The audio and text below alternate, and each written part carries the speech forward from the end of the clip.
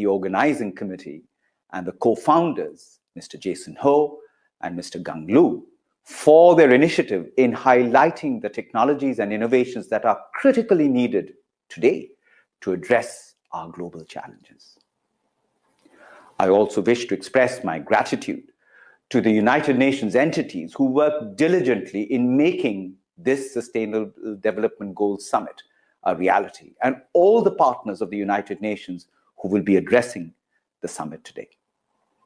We at the United Nations recognize the importance of equipping people with the skills in science, technology, and innovation needed for decent work, entrepreneurship, and the achievement of the Sustainable Development Goals. As my boss, the United Nations Secretary General, Mr. Antonio Guterres, has said, and I quote, "New and rapidly developing technologies hold incredible promise for the advancement of human welfare. They also hold the potential to generate more inequality and more violence." End of quote. The fourth industrial revolution, characterized by the convergence of many emerging technologies, with these advancements bridging our physical, digital, and our biological worlds, creating both huge promise, but potential peril too. At the World Economic Forum in 2017, President Xi Jinping said, and I quote, "Innovation is the primary guiding development. Unlike the previous industrial revolutions, the fourth industrial revolution is unfolding at an exponential rather than a linear pace." End of quote. Ladies and gentlemen, we need to relentlessly pursue innovation. Only with courage to innovate and reform can we remove the bottlenecks in global growth and development. Many of the major drivers of transformation currently affecting global industries are expected to have a significant impact on jobs, ranging from creation to displacement, from heightened productivity to widening skill gaps. It is expected that more than 65% children entering primary school today will end up working in completely new jobs that currently do not exist when they enter the workforce 15 years from now. For policymakers looking to address technological disruption, the choice is clear. Firstly, increasing investment in education, re-education, and training. Secondly, promoting advanced manufacturing. Thirdly, fostering sustainable growth through research, development, and international cooperation on the internet, big data, artificial intelligence, and other frontier and disruptive technologies. Today's summit is crucial to facilitate more discussions around sustainable investment, technology, and ethics, and its impact on the future of society and the engagement of startup enterprises towards the Sustainable Development Goals. With the world also striving towards recovery from the COVID-19 pandemic and the progress in tackling climate crisis, the Sustainable Development Goals remains a critical blueprint towards achieving a more sustainable and a more just future where we leave no one behind. Ladies and gentlemen, less than 10 years remain to achieve the Sustainable Development Goals, and this is that decade of action. And our global efforts must accelerate to deliver on the ambitious 2030 agenda. This demand places greater action and impetus from all stakeholders, including governments, individuals, and businesses. Business has a fundamental place in our society, not simply through the depth of its pocketbook, but through its unique influence, expertise, and experience, all of which is seen in this key role they played in designing the Sustainable Development Goals. Achieving the SDGs is not simply the right thing to do or a public relations tool, but a smart move for business in unlocking new markets and their longevity of their operations. Corporate and organizational success requires stable economies and vibrant societies with a healthy, skilled, and educated workforce. With consumers today demanding more than just the cheapest goods and services, sustainable companies and their products and services experience increased brand and investor support. Legislation and regulation will catch up to companies who fail this test, while those that state and prove their credentials in sustainability time and time again will be rewarded in the market, thus driving future profitability. There is money to be made for those who embrace the Sustainable Development Goals and integrate them meaningfully into their business models. Sustainability ultimately is good for humanity and is good for business. With your support, the United Nations in China stands ready to renew our collaborations and new partnerships to generate solutions to the Sustainable Development Goals and explore innovations to help achieve the 2030 Agenda. Ladies and gentlemen, businesses along with academia and civil society in all of China and the world are already answering the call, working closely with the United Nations University Institute based in Macau. During the summit, I encourage you to engage with the United Nations University Institute in Macau, led by our director, very capable lady called Dr. Jingbo Huang, who acts as a focal point for the United Nations in China in the Greater Bay Area for further inspirational ideas and potential collaborations. I wish you all a very, very successful event. Thank you. 谢谢.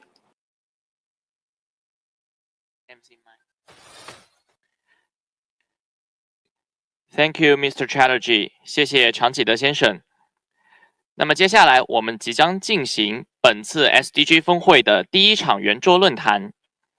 让我们有请法国欧瑞泽基金集团资深合伙人兼亚太中国区总裁陈永兰，空中客车中国公司副总裁兼首席财务官 Mr. Philip Wisdowski， 华为数字能源全球市场总经理薛武军， KDDI 开放式创新基金总经理 Kasai Michihiku， 新开发银行副行长兼首席财务官 Leslie Masto。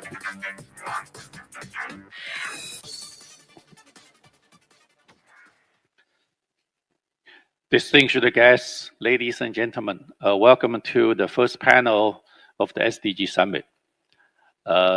In 2015, we all know the United Nations member states signed a 2030 Agenda for Sustainable Development, which specified 17 SDGs, which stands for Sustainable Development Goals. So today, we have a wonderful group of panelists from all sectors, experts, executives, try to share with us all the insights regarding SDG and how the private sector could really push and work together with the public sector to develop a better world. And one of the key areas for the SDG absolutely is climate change and the sustainable development of infrastructure. So today, our panel is going to be focusing on the carbon neutrality, sustainable development, green energy, and we have all the insights which we would like to, in the 40 minutes, to listen to all the speakers. And my first question going to be asking everyone to having a really brief self-introduction, at the same time to share with us your insights on how to empower private sector and the business to supporting the sustainable development, particularly in the sustainable infrastructure and the green energy and the green development. First, let me introducing Philip. You are CFO from Airbus, from aviation industry. Could you please? Good afternoon, ladies and gentlemen, and thanks for the invitation. I mean, the power of the private sector are the consumers. That's one of the driving forces. And we in aerospace, we are confronted or we are challenged by, like everybody in the world, by climate change. And there's no doubt climate change is the greatest challenge of mankind today. And aviation as such is responsible for 2.5% of man-induced emissions today. But it's actually, it's not aviation the problem, it's emission that is the problem. And we need to work on and find a way, and here it comes to, again, in the private sector, it is about investment decisions, and our decisions are very long-term decisions. So this means we need to find ways to have these sustainable goals already embedded into our development into our products, in our development processes, into the way we shape the future for the next 10 years. There is, secondly, the challenge that comes from the consumers is a bit a tricky one, because we have there, yes, again, aviation is the true, I always say the aviation and the internet are the only true industries that connect people and that unite people around the world. Aviation has done a lot to bring mankind better together. However, I mean, today it has a price, and the price is today not reflected in the price of the air ticket. So there is also a bit a call for a regulatory frame that is fair for everyone, where we find the right pricing for the impact that we have. And by doing so, we probably would also find a way how to finance this transition into a zero-emission aviation. Great, thank you, Philip. Now we move to 薛武军先生，你是华为数字能源的总经理，请您给我们发言。好的，这个大家下午好。那么，这华为呢，作为一家企业，那么我们呢也是一直非常重视可持续发展这个方面。华为呢，应该每年的7月份，我们都会发布我们的这个可持续发展的报告啊。到今年呢，应该是第13年了。啊，那么就是可持续发展呢，是作为华为公司的一个战略，我们呢主要从这个4个方面来去实现它。那么呢，第一个是数字包容，那么第二个呢是这个绿色环保，那么第3个呢是这个和谐生态啊，第4个呢这个还有另外一个第4个啊，就是那么这里面呢，其实最重要的是我们的这个绿色环保这一块。绿色环保呢，主要我们是从3个方面来去做。那么第一个呢，就是在这个降低碳排放这个方面。那么另外一个呢，就是在促进这个循环经济。第3个呢，就是引入可再生能源啊。那么在降低碳排放方面呢，华为我们一直都非常重视在我们的这个生产，包括我们的运营过程中来去降低碳排放。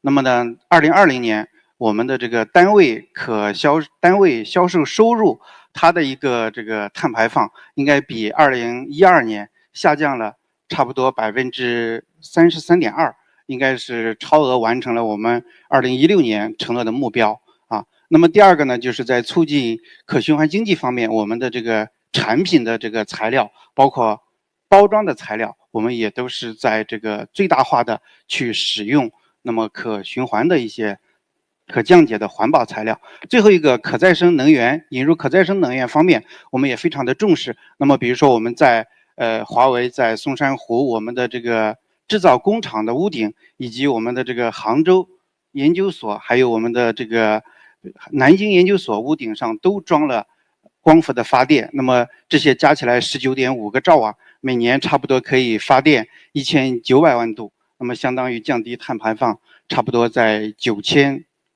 度啊，这个9000吨碳排放这么一个水平。谢谢。Thank you. So we have listened to two industrialists share with us their insights on the carbon neutrality and the sustainable development. Now let's listen to from the financial industry, Leslie Mestop, and the Vice President and CFO, New Development Bank. Could you share with us your views? Thank you very much, Eddie, and it's a pleasure to be here.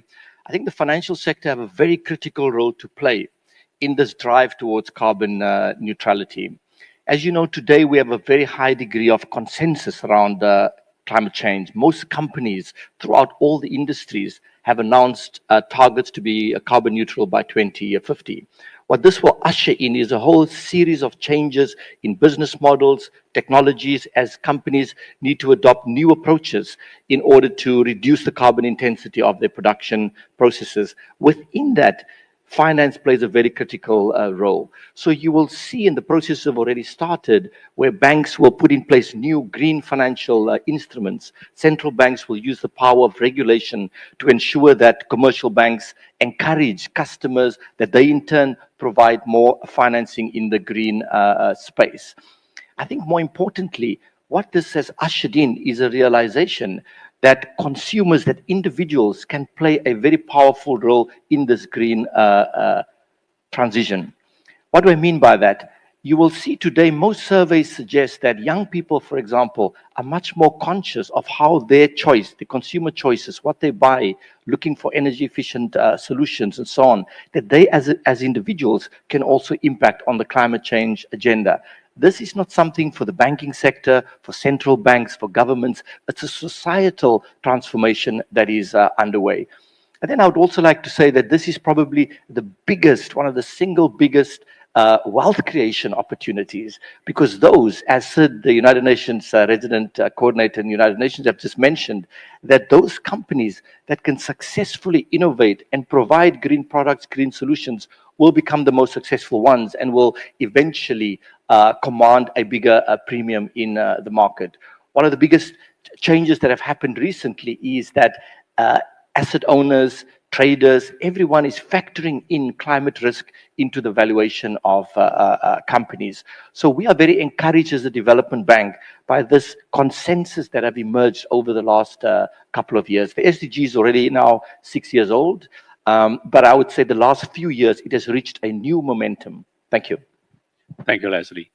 Now we invite Mr. Kaisa Michihiko from KDDI Corporate Venture Capital Group. He's from the industry, but in charge of the investment. Could you share with us your views? Yeah, thank you very much. So recently, our SDGs became our main theme for all companies because the attitude to the SDGs will directly affect to the stock price of the company and also the revenue itself, because a lot of consumers, especially in the Z generation, people are really keen to the ethical product. So a lot of companies start to think that the SDG is main business field, but actually the SDGs is problem solving of the social problem. So the one company's idea or action is not enough to solve the problem. So the collaboration between a company and the startups and government and individual is really important. So I saw a lot of cases, including our company. The big company have a really strong power that can be helpful to solve the problem. But in some case, the person in that company don't recognize that. And also there are a lot of startup companies that have a great technology, but can't grow quickly without support. So the collaboration is key. So for example, my company is a telecommunication company, so have a 5G technologies. So do business in with the autonomous driving technologies companies in Japan. And when we talk with the local government, we found that there's a huge needs of the autonomous driving in the rural areas of Japan. So we started the POC with the local government for the sustainable city. So that kind of thing will occur through the collaboration. So if the collaboration works, the public sector's business will be leveraged and have great impact to the society. Thank you, Michi. So now we have all our four panelists have gave us the introduction, and you are aware here coming from 4 nationalities, a mini UN here, talk about SDG. Lots of insightful information and briefly share with us. Maybe now we have a few specific questions because we are representing here the aviation industry, the largest Airbus, largest telecom infrastructure manufacturer, Huawei, New Development Bank, so-called a BRICS bank, and we also have the largest 5G operator in Japan, KDDI. So, you know, they're all representing a leading power in their respective sectors. It's very important to hearing your true opinion and insightful information. Really, what you see, how can we help for the carbon reduction, for carbon neutrality, for sustainable infrastructure development? So maybe the next question I have specifically to Airbus, to Philip. We all know aircrafts is one of the big polluting source for carbon.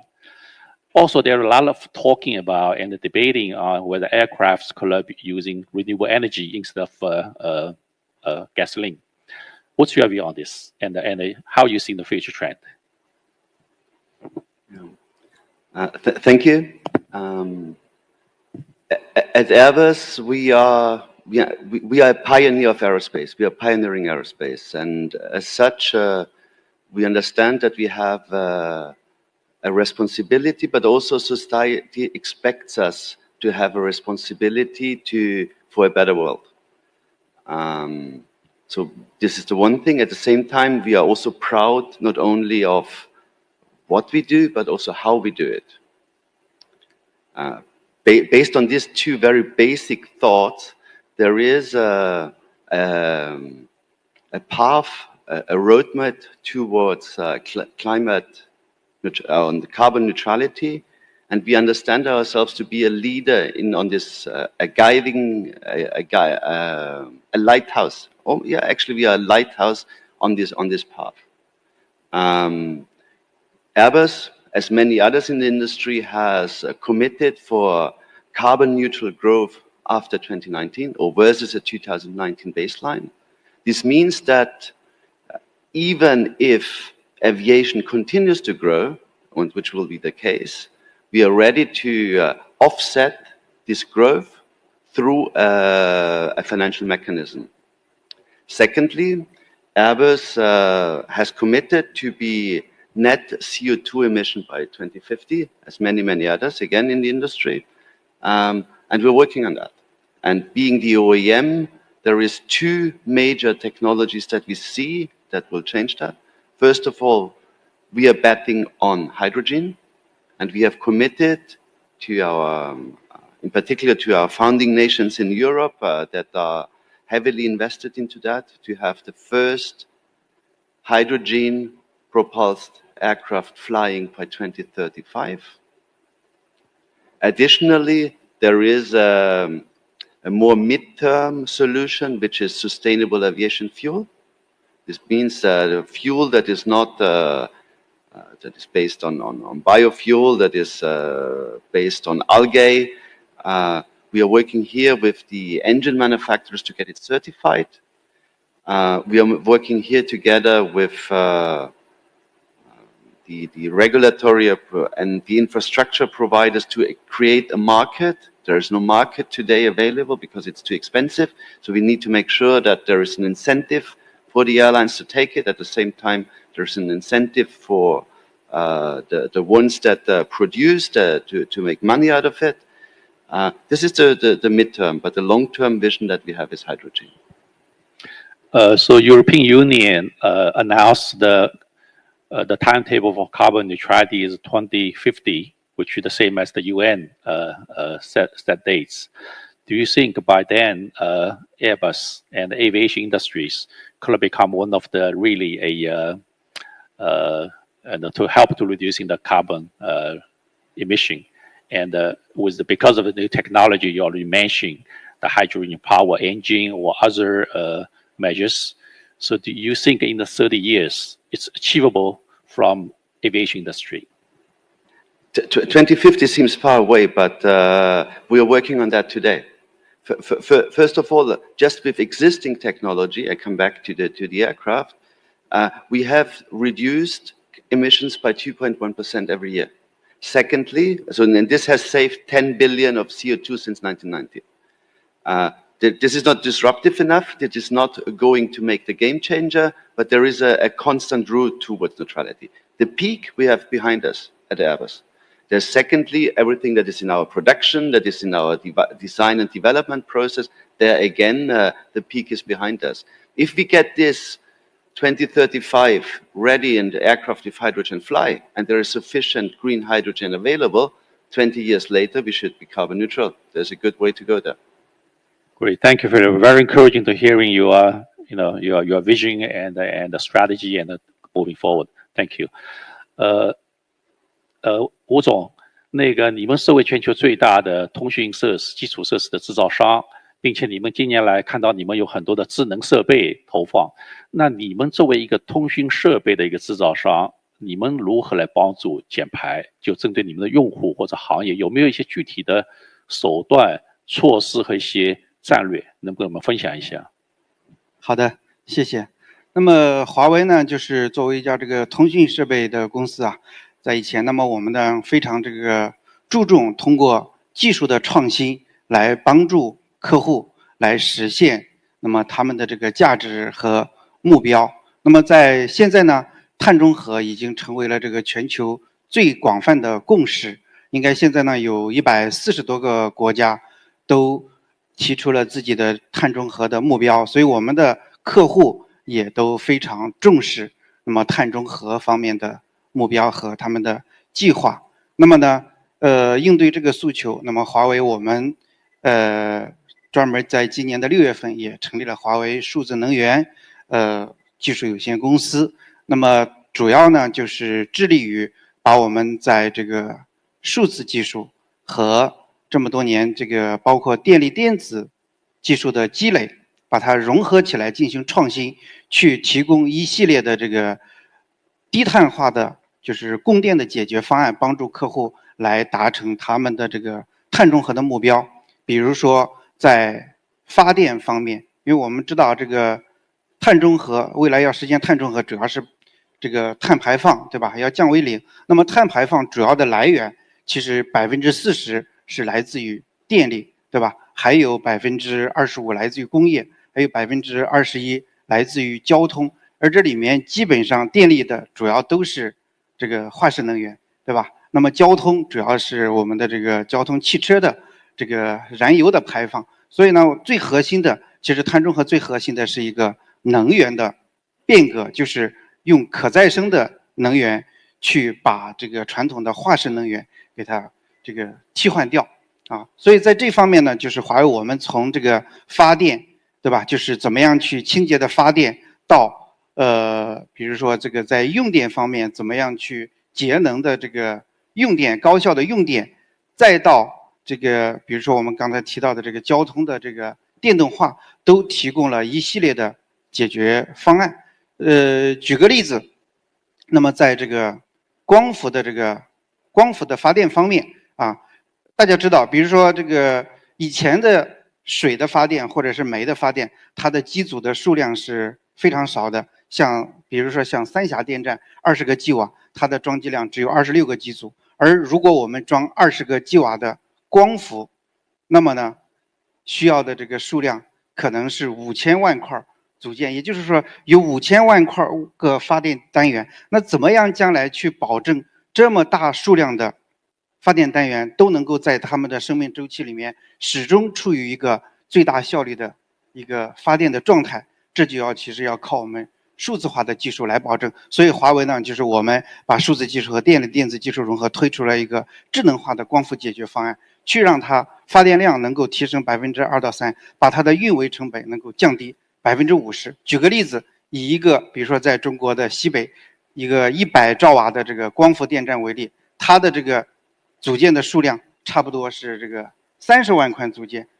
就是在没有这种智能化的解决方案之前，那么它的这个运营维护要靠人去在这个电站里面去走去检查，到底这些组件是不是在正常发电的状态，非常的耗时耗力。100兆瓦，那么光它这个运维一遍是需要2个月的时间。而如果现在我们把数字技术融进去之后，每一块这个就是每一串组件，我们都有传感器，会把它的数据那么精准的采集上来，通过我们的这个融合进来的各种传输技术，那么以及云 AI 送到云上，在云上用 AI 的技术去分析，这样的话就能够自动化的能够知道到底哪一块组件是有问题的，对吧？用了这个技术之后，我们只需要在办公室里面点一下鼠标。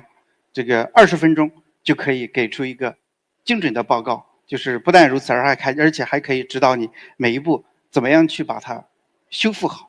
所以这样就是说，能够对于未来清洁能源它的对吧度电成本的降低，进一步快速的发展，起到一个非常好的促进作用，帮助我们的客户，帮助我们的整个社会来实现一个碳中和的目标。谢谢。谢谢习总，您给我们描绘了一个非常美好的一个解决方案，就是通过数字化，通过基础设施，帮助你们的客户用户，尤其在能源这个板块，能够更高效的使用好能源，同时也帮助节省那个能源的使用，最后达到那个减排的目的。是的。谢谢习总。So Leslie, UN set a carbon neutrality target 2050, and with that target timetable, many developing economies or emerging economies also having their own respective timetables. So as the New Development Bank, BRICS Bank, how do you supporting, and what measures you have to helping the emerging economies to achieving the target? Thanks, Eddie. As you know, development banks have as our core mandate sustainable development. So the New Development Bank, European Investment Bank, World Bank, all of these institutions have sustainability captured in their very essence. So in our case, because we were only created in 2015, we have never, for example, built a coal-fired power station or funded a coal mine. So sustainable development is hard-coded in everything we do. Our most important priority today, Eddie, is to assist the process of crowding in and mobilizing more private sector capital into development. You have this real paradox in the world today where you've got large pools of savings, often invested in low-yielding fixed income instruments, whether it be in bonds. For example, in Europe, you have trillions of dollars invested in instruments that are near zero or at zero in some cases, even negative interest rates on the one hand. On the other hand, in the developing countries, you have a large volume of infrastructure projects, sustainable infrastructure projects, where there's a requirement for funding. So you have a massive gap in financing in the developing world. So as development banks, we see our role as facilitating and solving this conundrum. And we are putting in place a number of strategies to do that.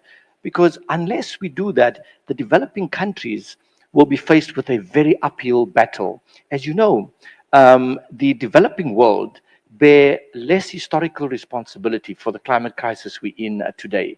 Many countries, for example, Eddie, have coal, large reserves of coal, but also at the same time don't have electricity. In Africa, you have more than 400 million people out of 1.2 billion people who do not have access to continuous electricity. So we have to find a mechanism to ensure that this transition to carbon neutrality is done in a fair and a just way, and we take into account that there's I would say, moral and historical responsibility on the developed world to assist the process and not to impose very high standards, which will lead to a situation where developing countries will almost have to slow down their pace of development. Let me make it concrete. In Europe, there is an effort, an attempt now, or rather a policy position to put in place what's called carbon border adjustment mechanism, where they will assess and verify the carbon intensity of anything that comes into Europe, right? What that will do, it will drive away all carbon intensive production processes out of Europe into the developing world, right? Which we have to recognize. And then secondly, companies will potentially become uncompetitive because the goods will now become more expensive when it enters the European Union. What is clearly required is for a new global trading system to be designed that is green in character, that takes into account the different historical starting points of the world. I believe, though, that there is, because of this high degree of consensus that we spoke about earlier on that exists, there is, despite the tensions in the world, for example, there's major geopolitical tensions between United States and China, European Union and China, but despite that, there's huge collaboration and working together as evidence in COP26, as evidence in the G20, as evidence in the joint climate action that was announced in Glasgow a few weeks ago. So as development banks, we think that we are now entering an era where institutions like ourselves will experience a renaissance, because there'll be so much more need for us to not just use our capital, but find ways to leverage, to use our capital in such a way that we can multiply the development impact. Yes, thank you for your sharing. Actually, particularly for developing countries, for emerging economies, many of them have not even reached the peak yet. But at the same time, we try to achieving the carbon neutrality, the emission zero, big challenge. So the development banks, certainly financial support is one of the key. And also in the discussion last night, you mentioned that you're starting as a BRICS bank, and now you're expanding to other emerging economies. Could you share with us maybe 1 minute what's your future vision? In 1 minute, as you know, this bank was created in 2015 with $10 billion of equity from the 5 countries, $2 billion each: Brazil, Russia, India, China, and South Africa. And the intention has always been to open up. We have just announced the introduction of new members. Bangladesh have joined as well, United Arab Emirates, Uruguay, and the process will now accelerate to bring in new countries. So we see ourselves evolve and become an emerging markets focused development bank in future. So we are very excited about this period, because we'll be able to magnify our impact. But as I said, I see our core responsibility in the next phase is to bring more pools of private sector capital into the development process.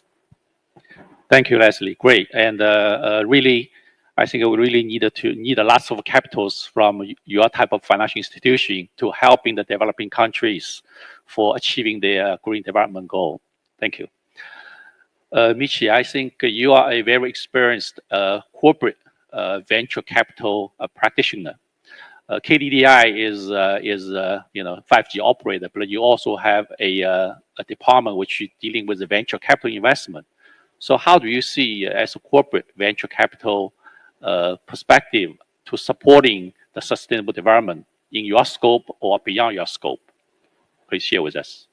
Yeah, thank you. So actually, even the CBC, the ESG investment for the SDGs became necessary, because we seek exit of the companies through the investment, IPOs and M&A. And in some cases, in case of the CBC, we ourselves will be a buyer of the startup companies. But if the invested company is not good for the SDGs, the investors, and including our company, the enterprises, will avoid to invest or acquire that company. So choose the good company and support the growth of that company is a great responsibility of the investor. And also that's connected to the investment return. And especially for the corporate investor, I think the role of the corporate investor is support the SDG related service companies through a business collaboration. So the business in the SDGs field will take a real long time to be profitable. So at that case, the corporate investor can introduce a great important first customer to them, and also can be a first customer as well. So we can support them in a long term. So that's our corporate our role. And also regarding the sector, of course the climate change and the carbon dioxide reduction and efficient energy have a really great possibilities. So we recently started a fund for the green technology. So we felt really great possibility about that. Sure. You know, from an investment perspective, certainly any commercial operated investor, venture capital, your mission is maximize your return on investment.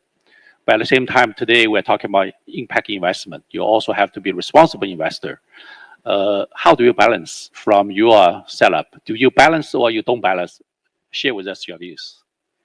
Yeah, so actually the good point of the CBC is that we can take into account some other point other than pure investment return. Actually, we can take into account the kind of promotion of the SDGs of our company. So we can take a balance at that point.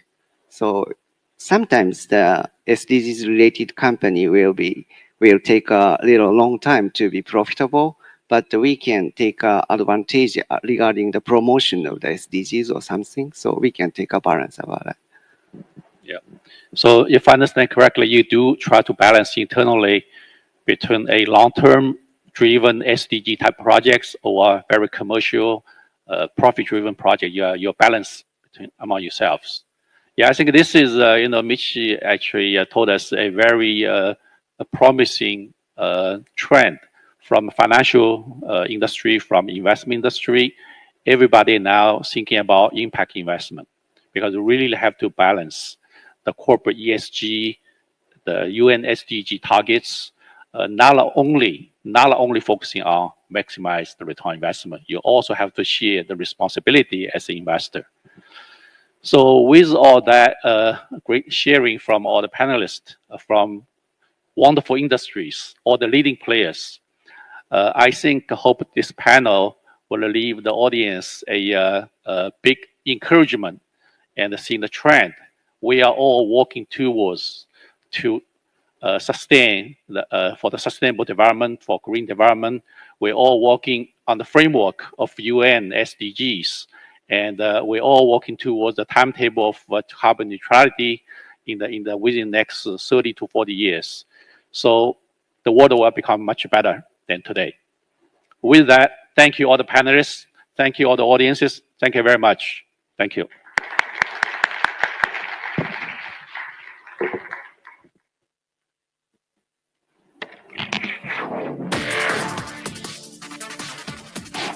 感谢各位嘉宾带来的精彩分享 ，Thank you very much。各位来宾，今日 Beyond SDG 峰会正在 CGTN 官方微博、Twitter、Facebook 平台、Beyond 官方网站以及 App 同步直播。同时，欢迎我们的上千位线上参与的观众朋友们一起加入本次峰会。Ladies and gentlemen, the Beyond SDG Summit livestream is currently available on various channels, including Beyond website and app, but also CGTN official Weibo, Twitter, and Facebook.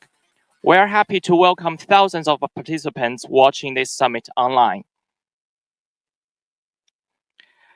下面即将进行的是下一场圆桌论坛，让我们有请联合国大学驻澳门研究所首席研究员 Dr. Mamelo Thanian， 澳门大学法学院环球法律学系主任 Dr. Rotham Newis， 联合国大学驻澳门研究所研究部主任 Dr. Serge Thinkwich。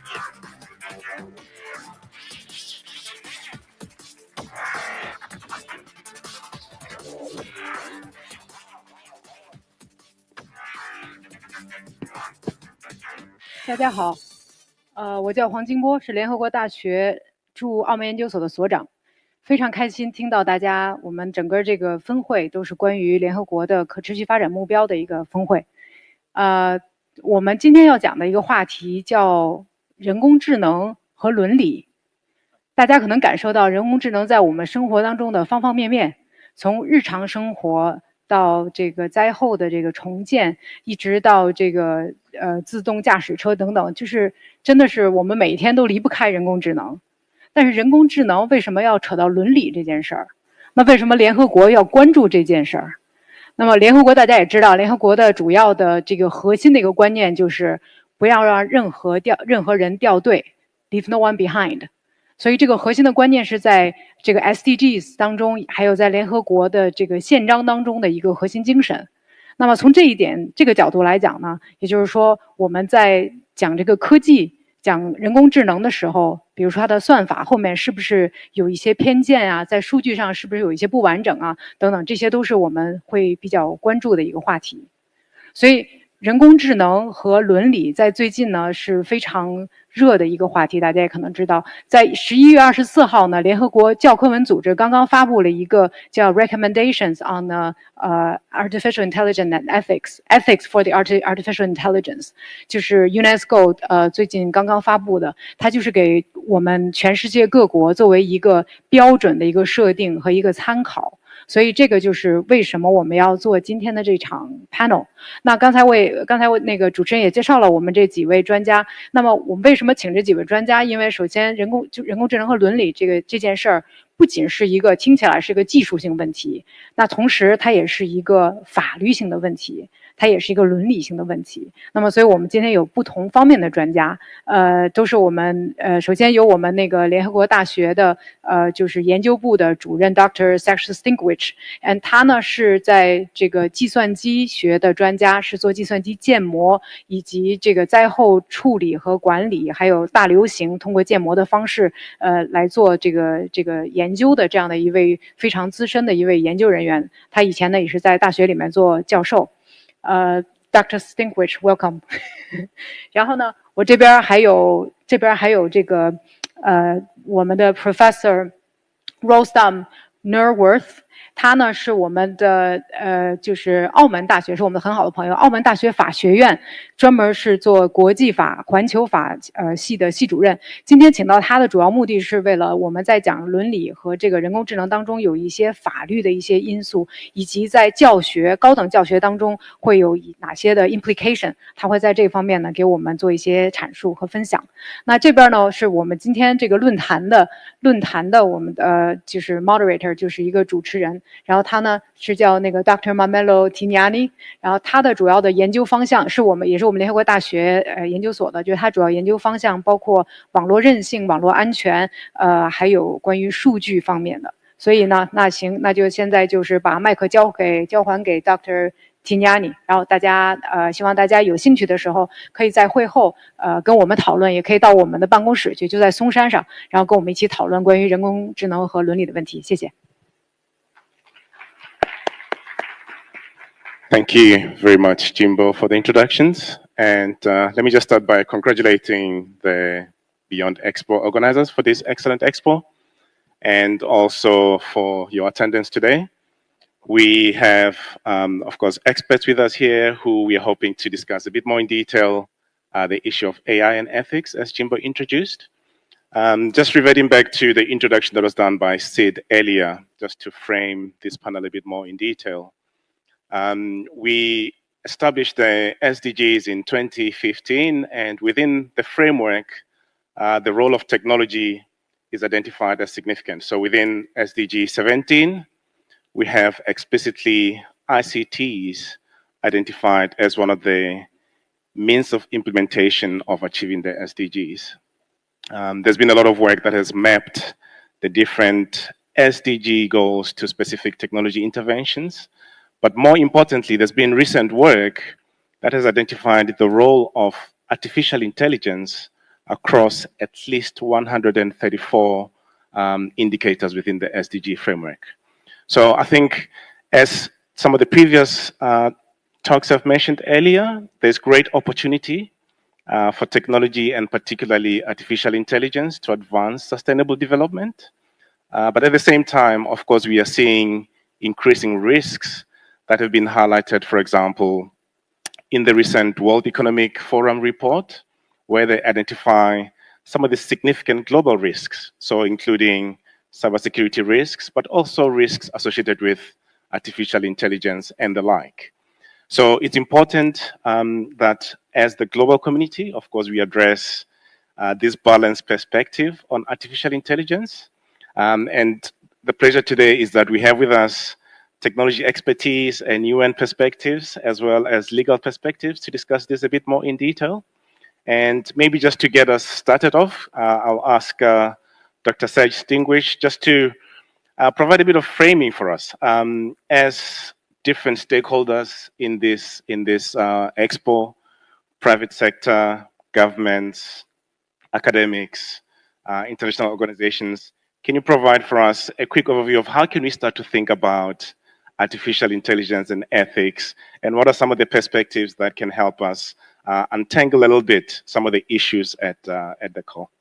Thank you. Over to you, Professor Sesh. Thank you, Mamelo. Good afternoon to everyone. So I want to first to talk a little bit about the impact of artificial intelligence, because most of you guys, I guess, you know about the benefits of artificial intelligence. If you visit the exhibition close to this theater, you see a lots of application of AI that could benefit the society and the environment, but also there is also lots of negative impacts of AI.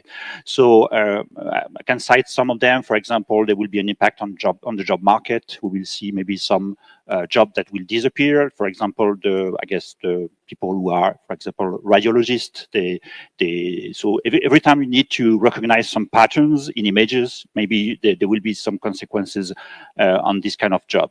Another kind of impact is related also to the economic growth. So there will be a lots of the growth will be unequal among the different countries. So there will be countries like China or US that will be clear winners, but in the same time there will be a lots of countries, and I speak with my UN background. There will be a lots of countries, especially in the developing world, that will have no role in this economic growth. So this is very important to talk about that nowadays. And after that, there will be consequences also on the climate, because when you are using AI algorithm, in fact, you will produce lots of green gas emissions. So recently there was a paper when people shows that, in fact, for models, for some AI models that are based on neural networks, you need something like the energy of a car for 1 year just to run the model for a few hours. And people says that in the futures, models will need 10 more or even 100 more energy than today. So this is very worrisome. And previously we talked a little bit about aviation, and I think this is also something that is very important to deal with that. So coming back to the ethical discussion of today, I want maybe to, in order to frame a little bit the discussion, I want to show you some slides. So I have some slides. I don't know if we can have the slides now. Yeah. So it's a kind of, just to kind of interaction. Can we have the slides here also? Yeah, thank you. So it's a kind of fun break in order to interact together, because so this is a thought experiment. So I will ask you to be acting like an artificial intelligence algorithm and try to. So this is a scenario. So you have two possibilities. So in the first scenario, so you are the driving car, okay? So you are the decision. So in this self-driving car, there is a brake problem, so brake failure. So the car will continue ahead.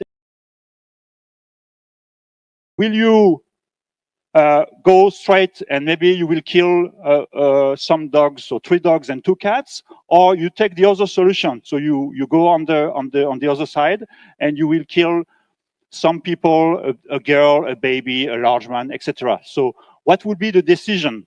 Okay, so the AI algorithm, they will have to take this kind of decision. And who take the responsibility for this kind of decision? The people who build the algorithm, the people who deploy this kind of algorithm in a car. So it's very difficult to answer. So who wants to choose the first situation? Maybe raise your hand if you want to go on the left. Solution A, raise your hand. Okay, not that much. The other one, solution B, raise your hand. Okay, it's difficult to see from here, but I see a few hands. So let's try another scenario. So this time you have 2 male athletes, 1 man, 1 male executive, 1 male doctor, and on the other side you shoot to bump straight and it will, in fact, kill nobody, but it will kill you, in fact. Okay, what is your choice? Go the solution A, so who is for this choice? Okay, and the solution B, you will kill yourself. You prefer to kill yourself. So you see, this is very difficult to answer, in fact. Okay, and this is part of the ethical discussion we should have. If we want to design such algorithm, what should we do? What is wrong and what is right? In fact, there is no answers, in fact, no clear answers. And I don't have time today to discuss in more detail about that, but this is very complex, and the people are talking about that since centuries, in fact, because ethical is part of the philosophy, and this is something that is discussed by philosophers since centuries. So there is no clear answer. It's very difficult to see, okay, this is the way you should do this kind of decision. Okay, maybe you can switch off the slides. Thank you for the slides. And I want to maybe just finish, if I don't know if I have time. I just want to maybe discuss a little bit about the legal framework. So because you see here, this kind of algorithm should be designed by companies, and we need some kind of regulation to take care about that. And as Dr. Jimbo Orang already mentioned previously, there was recently a recommendation that has been approved by UNESCO. So you know UNESCO is one of the UN agencies, and this recommendation has been adopted by 193 member states. And this is the first time that such a document is produced by the UN and by all the member states, and this has been a very long process because it took to the people 2 years. So since 2019, they start to discuss on that, and finally, it was 24th of November. They have been able to draft the document, and all the member states have approved this document. So I just want to shortly made a list of some of the principles that are inside this document. So there is the principle about safety and security, fairness. So we discussed a bit about fairness previously in the example that I showed to you. Fairness and non-discrimination, sustainability, right to privacy, transparency and explainability, because this is a very important issue. I don't know if we have time later to discuss about that. Responsibility, awareness and literacy, because we need also education. So we need to educate the people to this kind of technology. And finally, something very also important is to take into account the different perspectives. So in order to have a multi-stakeholder approach, to try to embrace as much possible people from different perspectives together, because depending of where you are, depending of the culture, but depending of the countries, people might have different ethical issues and different ethical concerns. Yeah, thank you very much for that. I think what that does is just paints an idea of the complexity of some of the ethical decisions that need to be undertaken with AI. And I think just going back to the example that you gave, just in that one scenario, you've got the technical challenges for the people developing these solutions, autonomous vehicles, but you can also imagine that there's also legal and legislation conundrums that are involved there. So issues of accountability and attribution of responsibility. So I wonder if just based on that, we can then switch over to Rustam, just from the legal perspective and the regulation point of view. What do you see as some of the advancements that have been made to try and help us understand how to deal with this ethical issue of AI? And then just further remarks on this problem space. Thank you. Over to you. Thank you very much. First of all, I'm very happy to be here and also for this event to happen in Macau, especially because Macau, I think, is a very interesting, like from a legal perspective, very unique and interesting place that I describe very often as a micro laboratory for the global like sphere, and because it is a unique place where you can visit Macau Tower and oversee the entire like economy and the political and the legal system. You can see all of it, which is very often difficult, I think, from capitals, because it is impossible to oversee all the People's Republic of China from Beijing or the United States from Washington and so on. And I think here this gives us a very good chance to, like, especially for lawyers and for educating lawyers, to see the different aspects of a society, of all the people, a very inclusive view. And then that's why I think for the future in particular, and for law, from my perspective, I'm very happy about the combination of artificial intelligence and sustainable development, because they have something in common, for me at least, namely that many experts have qualified both of them as a contradiction in terms, an oxymoron, like, which combines two apparently opposite terms in one. Like sustainability means more like to maintain certain things, not to change, whereas development is usually understood as change for the better. Whereas artificial is opposed to, in a way, human, and humans thought of being maybe the only intelligent beings on this planet. And now we hand this over to machines, it seems. And this, I think, has very serious repercussions for legal thinking and the future of law, in a sense that a lot of the law was designed, and we were educated in that way, and we did educate also in many ways the kind of thinking that would be right and wrong, or like intelligent and not intelligent, or some, like, based on dualities. But this has been now become challenged by these linguistic terms, which are based on very novel like technologies. Machine learning is another probably oxymoron, or some people say raw data. So this invites us now also as lawyers to think of new ways to conceive of everything, even reality. We have the term virtual reality, which is a very interesting term also with regard to AI and the future of technologies, but also for lawyers, because in law, we also very often like think in terms of virtual realities. We think of or science fiction, if you want, another kind of contradiction in terms that we think of an ideal like society for the future, and then we try to actually bridge this theoretical and practical aspect by making it happen. So, like, for example, 2050 carbon neutrality, this is a clear like utopian ideal and goal, and now we have to make sure that we will realize that, and law can perform a very interesting and important role, I think, in this. In fact, also when it comes to sustainable development, we call it in law the rule of law. The rule of law provides also a kind of fiction, if you want, of legal predictability, of legal certainty, and this is what we need in a way, especially in times of very rapid changes and also the contradicting trends that are happening at the moment. Like this global pandemic is, of course, disrupting a lot of developments and also daily life in a very drastic way.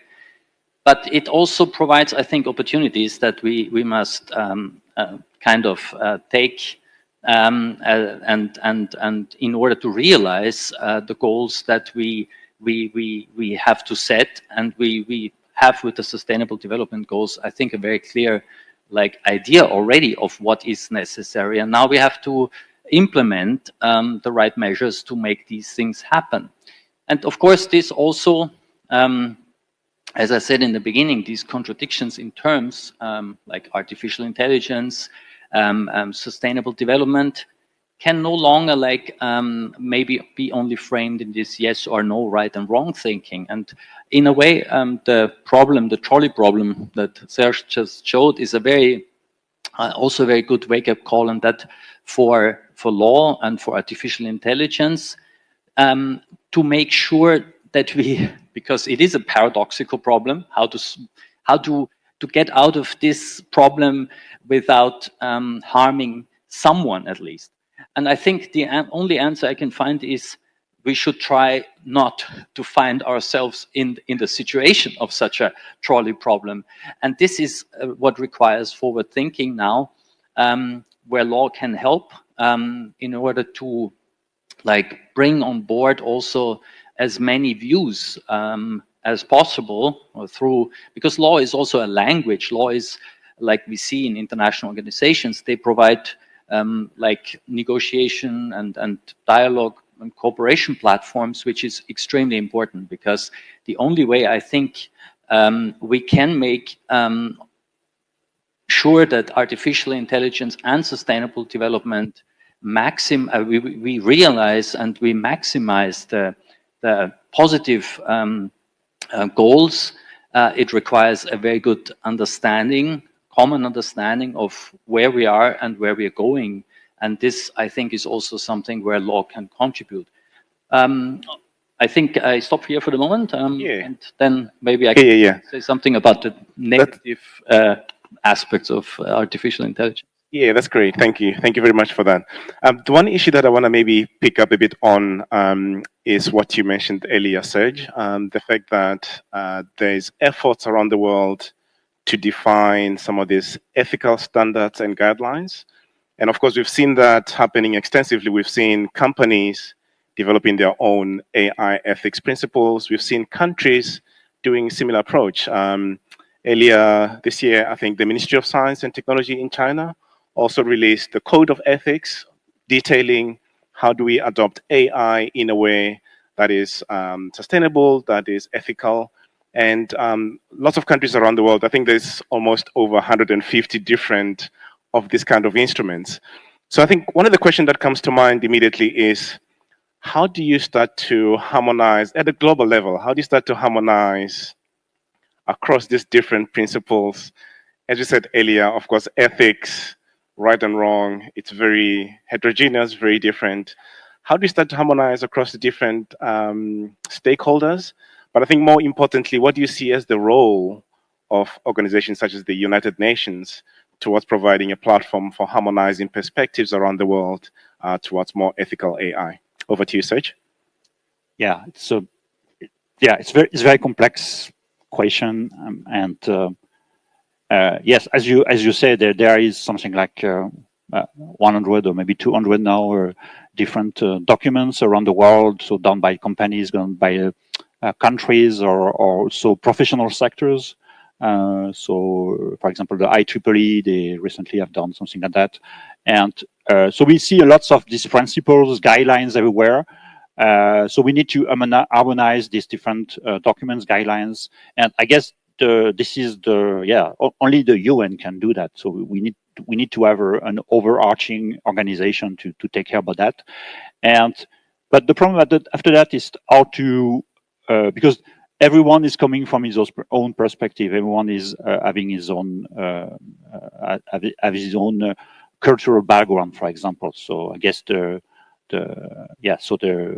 it's very difficult to at the end to have something very general, very that can be used everywhere. So we need to think about how to contextualize the different guidelines. And after that, I see another issue also that is related to the fact that in all of these document of the recommendations that we produce to try to guide the ethical issues about AI, there is a lot of very general principles. So it's so you want to have safe system, you want to have secure system, etc. You don't want to harm people, but after that, how do you operationalize the things? Because it's nice to have principles, but how do you implement them for AI developers? What they should do? Because it's very difficult to go from something that is very descriptive and to something that is a program that runs on computers. So, and this there's a gap here, and even for researcher, there are researchers working on that in order to operationalize this,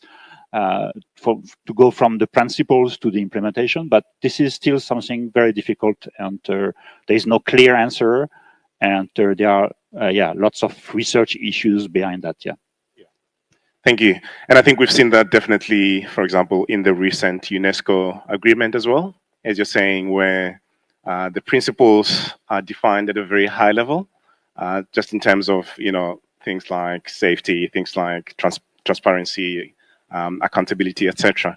And maybe just Rostam, coming over to you, I think the next question then becomes, is there scope for framing some of these guidelines in a way that is more binding? Because at the moment, they tend to be very voluntary, very high level, without a way to hold companies and different stakeholders accountable. So one question is, should they be more binding, some of these principles? And if so, what sort of regulations do you anticipate would assist us in enabling more ethical AI solutions? Well, that is a very, very important question. And in fact, for law, there are many parallel questions at the moment, how to deal with these phenomena that are challenging us from basically every area and every field. We just heard also from the previous speaker, we need a new global trading system, we need a new intellectual property rights system maybe, and a new taxation system. So law is very broad and affects many things.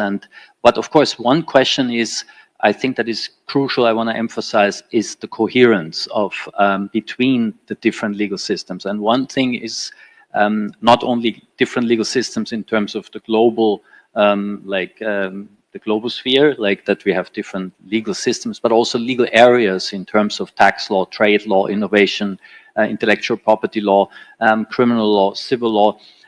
All these, we need to work on a greater coherence here. And that because I think sometimes less could be even more. Nowadays, there's sometimes a tendency, there is a new problem, let's immediately adopt a new law, just specifically for one thing. And we forget how this new phenomenon fits in the context of other areas. So it is very important that, for example, this debate is also going on in the European Union with regard to the EU also in April proposed a regulation, a draft regulation for artificial intelligence in a very broad way. And here this commentators also say maybe we should identify different sectors of AI, like the health sector or the education sector, entertainment. But I think it is important to also think of it like the UNESCO draft text, like in a very comprehensive term, because we need, like the Sustainable Development Goals, there are 17, we need to make sure that the pursuit of one goal does not neutralize success in other goals and that we achieve all of them together. And here, when it comes to bindingness, then I think this is a very interesting topic because even in the European Union's draft kind of regulation for AI, there is a proposed prohibition for subliminal techniques used by AI, which means techniques that work under your threshold of awareness. So this is best known from advertisement, actually, where it is also prohibited, even in Macau and in most European countries, as far as I know, namely that you don't show fast flickering images of certain products to make sure that you consume this product afterwards. So there are a lot of kind of possibilities now for artificial intelligence to like enter basically your mind and in a way that you're not aware of it. And we do perform a lot of daily actions without awareness. For example, I read a funny example that our nose is something that is constantly in front of us, but the mind basically blacks it out because we don't need to see the nose when we look. And I tried it, it's true. So here there are enormous risks coming, and it is important also, I think, to go the way in terms of adopting hard law, if you want, as opposed to soft law, in order to stimulate an important debate. But ultimately, there are also positive terms now in terms of which is called nudging, for example, to push people towards a certain behavior without using coercion or force or sanctions. And I think the law should work on more of these instruments in parallel, because prohibitions have a limited effect, especially when they're used too often, I think. So we have to think of positive incentives. And I think bindingness and not bindingness is maybe not the crucial question. The crucial question will be to what extent it will be persuasive in many ways. And I think we can see already from this event and the UNESCO text and the EU text, there is an important debate being started before it might be too late. And it is important to be here also proactive. And that's why the question of bindingness and non-bindingness is at the moment not the crucial one, I think, but the crucial one will be to discuss the right issues and persuade, and I think there are a lot of reasons to persuade why we should cooperate in tackling the opportunities and risks of artificial intelligence together in a very inclusive way. Yeah, thank you. And maybe just picking up on that, the idea of cooperation, particularly multi-stakeholder cooperation. Of course, this is an area where private sector, academia, governments, civil society organizations have to be involved in defining what this looks like at a very local context. So just thinking from your position being at a university, just this idea of what within the China regulations is called it's called ethics education. So around helping society and people understand what are some of these ethical issues at play. And we've seen the same kind of language as well being used, for example, within the UNICEF guidelines, where they talk about, particularly with AI with regards to children, how do we make sure that children understand some of the implications here? So maybe just reflecting a bit on the role of education and universities towards advancing ethical use of AI from a very multidisciplinary perspective, starting with you, Rostam. What do you think is the role of universities and education towards addressing this particular goal? Yeah, I mean, I'm working at a university, so I hope it's an important one. But to be honest, I'm teaching, for example, an undergraduate course at the University of Macau, not in the law faculty, but a general education course, which is offered to all of the students from all our faculties, and it is entitled Global Justice and the Creative Economy. And I tend to discuss a lot of these contradictory concepts, like we covered fake news, artificial intelligence, and so on and so forth, and sustainable development. All these kind of terms that are kind of oxymoronic and contradictory and challenge our thinking in terms of simplistic answers of this is good and this is bad. This is what our conscience requires us to do, and so on. And I must say that I'm always very grateful to the students for the positive feedback, and I think that I receive, which has encouraged me even to write a book where publishers were not so sure at first to accept it. But the students provide, I think, a very positive feedback to discussing these matters especially from an ethical perspective, because here we need this question in a very open-minded environment without the legal, because the law very often, not always, but very often lags behind. So we don't have the right laws yet to foresee all the negative effects of, for example, artificial intelligence. So we have to rely on our heart, on our mind, and on the common sense very often, which very often is, I think, best described by ethics, in order to tackle these questions before we have the fixed answers from the law. But that's why I forgot to say before also, it is very crucial to think of bindingness now, to include as many stakeholders as possible, because also the development of these technologies, we call it co-regulation if you want, that lawyers and coders, there's no contradiction. Actually, we call laws codes, like civil code, criminal code, and I think in your field you also talk about coding, right? So we all seek to, and we have a common language there, and we should exploit that, because this will give us a chance to, I think, realize the goals that we are setting through the consensus or the debate leading to a consensus, hopefully. Yeah, that's great.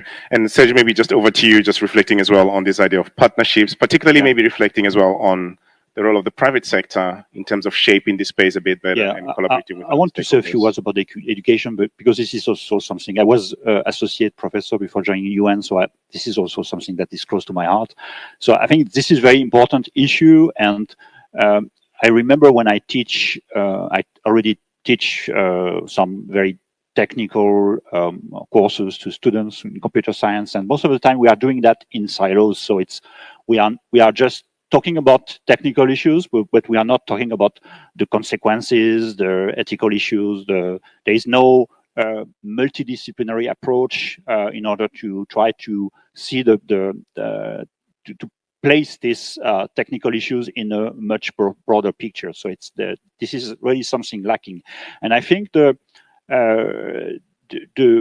most of the time this discussion about AI and algorithm is only done in very technical spheres. In fact, for example, in the private sector, and we should be more open in this discussion, because these systems, most of the time, because they are done by technical people who are expert in neural networks, in AI, etc., they are very they look like black box for the most of the people. Okay, so this is very important also to try to explain, to have more explainable systems. And even for people who are not expert, they should be able to understand a bit how this kind of system works, because at the end, this system will take decision for them. And so if they are not involved in the design, they have to understand a little bit, maybe not all the technical details, but why the system take this decision, because it might be the decision that can affect their own lives. So I think this education aspect is very important, I guess. Thank you. And just coming towards the end of the panel, I wonder if you could just share as well, what do you see just going forward? Of course, there's tons of opportunities. There's new developments every day around AI and the use of AI. So maybe just to wrap up your thoughts on this, what do you see as some of the opportunities going forward and some of the challenges that collectively, as industry, as civil society, governments, as the United Nations, what are some of the challenges and opportunities that you see in the near future and areas that we need to be focusing on? We'll start with you, Rostam, and then Serge, just your thoughts as well.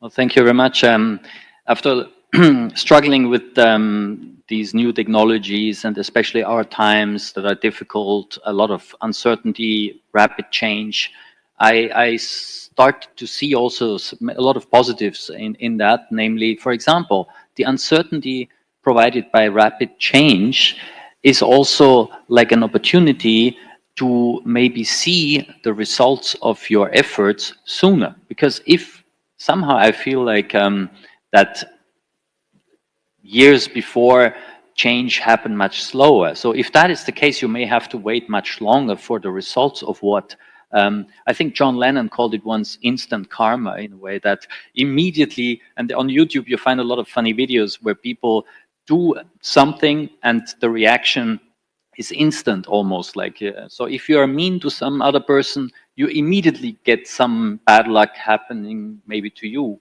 And I think this is something we have to, which is a very important question for ethics planning, and time is crucial now.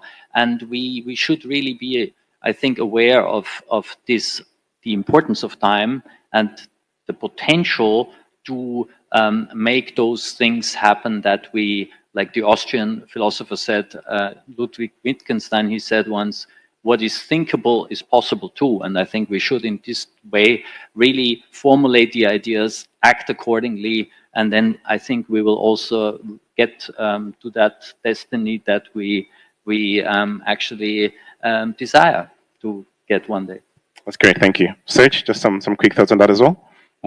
Yes, for sure there is lots of challenges in front of us. From maybe the UN perspective, I guess we still have to explain that the impact of all these digital technologies and AI, because I guess some people didn't understand that they will play a very important role in achieving the SDGs, but also there will be a lot of negative impact. So we have to also to explain why this impact will arrive and how to mitigate them in the long term. That's great. I think that's a great thought to conclude this panel on. I think in general, just the main idea is, as well articulated, is that there's immense potential, not just for technology, but specifically as well for artificial intelligence towards advancing sustainable development goals. We've seen amazing inventions and technologies at the Expo, but it remains that different stakeholders, private sector, government, civil societies, we need to remain vigilant on some of the risks and make sure that we are amplifying the positive aspects of AI and minimizing the negative aspects. So with that, I'd like to thank you very much for participating in this panel, and as well as thanking the audience for your participation as well. I hope you enjoyed the discussion. Thank you very much.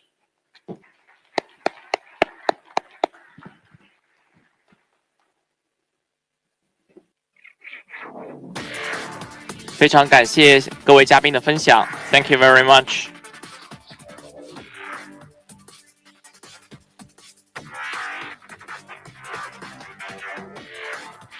接下来我们即将进行下一场圆桌论坛，有请德勤中国气候变化与可持续发展服务主管合伙人、德勤中国华北区副主管合伙人谢安，创客空间创始人。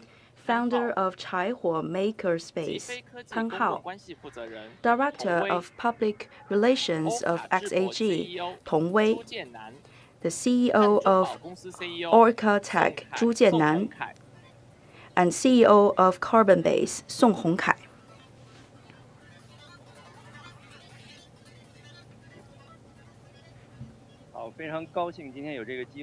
It's a great pleasure for me to be here and also to moderate the whole panel discussion. Before coming to the stage, we already believe that it would be a very interesting topic. Talking about SDGs, sometimes we feel the heavy burden on our shoulders because we have to work hard for the next generations to come, for a better environment, for the well-being of the people. And for this round of panel discussion, the topic is why the startups have decided to contribute to SDGs. To tell the truth, I know that a part of you don't have a startup enterprises. You have a rather mature enterprises already. And I also believe that we are a very young group of panelists considering the average age. I may be older than all of you. Considering this topic, I think it's more dynamic and it's more fun. And for the first round of questions, for all the panelists, for all the entrepreneurs, especially the young entrepreneurs, could you please, first of all, very briefly tell us the model of business of your company and also the major operations, your business priorities, and what is the relationship between your business and that business model with the realization of SDG goals? And what makes you most proud of your business? Is it the mode of the business or others? First of all, to Mr. Pan, thank you. Good afternoon, everyone. I'm the founder of the Chaihua Makerspace. To give you a very brief introduction of our business mode, since 2008, we have combined IoT and AI technology. We have consumed it and embedded into our modules so that our startups could immediately use these technologies.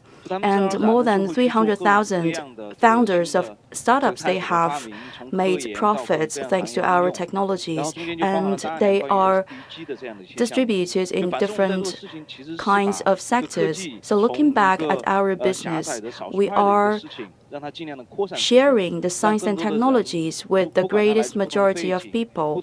So with our efforts, science and technologies are no longer restricted to a very small area. Instead, it has been shared by the majority of people.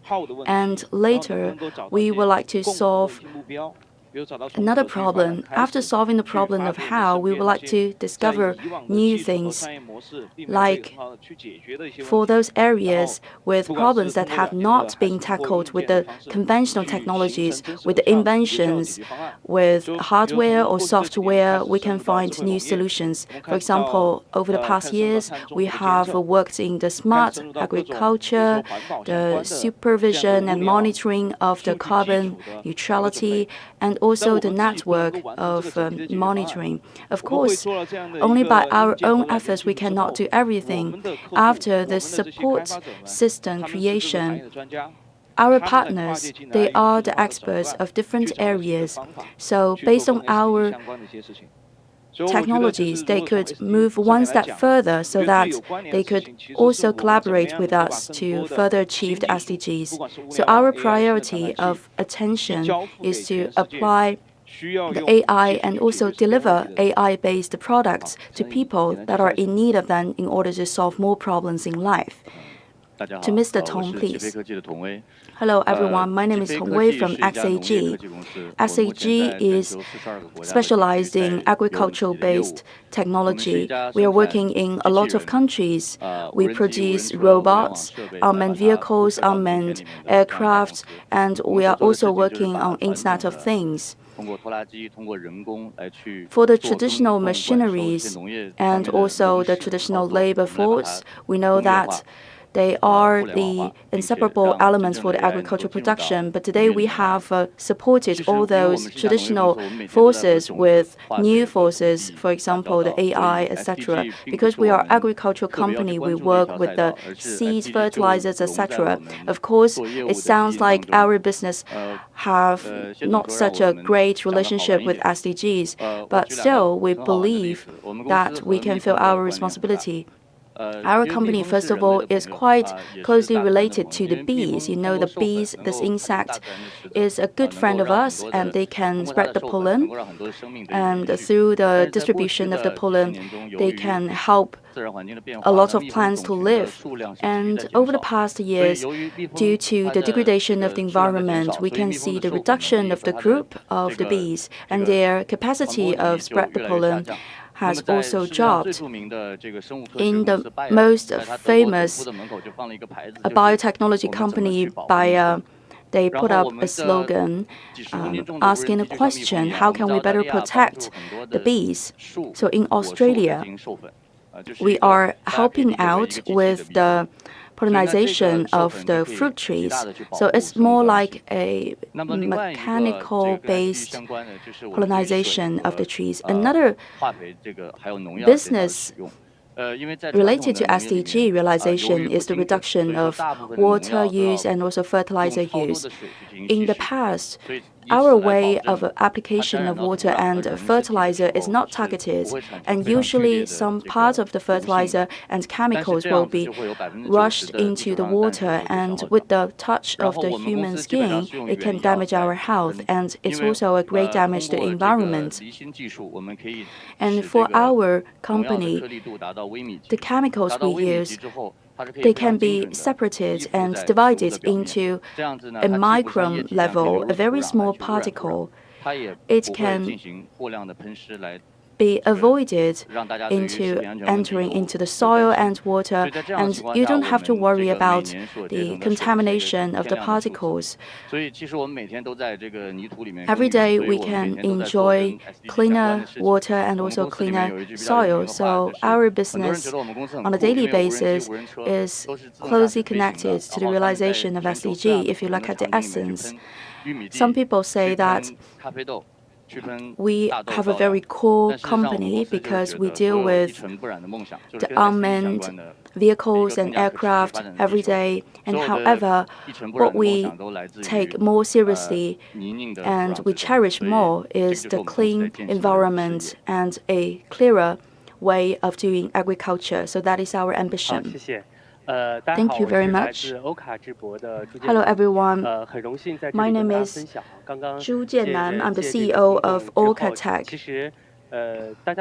Just now we have listened to Mr. Tong. So he has mentioned unmanned vehicles.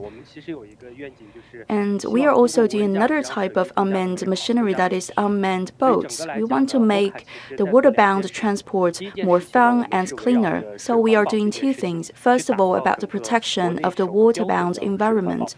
We would like to set up the first standardized waterbound robot in China. So we can collect the garbages, seaweed, and also the other materials and unwanted objects from the water surface. And we can also do the analysis of the water quality so that we can set up the whole system of monitoring, and also this will serve the regulation of the water body. Over the past 2 years, we have established a whole formula, we have applied more than 100 unmanned boats in China and in other countries, for example, in Thailand and in Spain and also in Singapore in their ports. We have also applied our products. We would like to reduce the garbages at sea level and also to reduce the contamination and also the other wastes into the water. As is mentioned by the previous panelist, I believe that SDG is already embedded into our DNA of the business. We can do the technical thing and also we take care of the social values and also environmental values.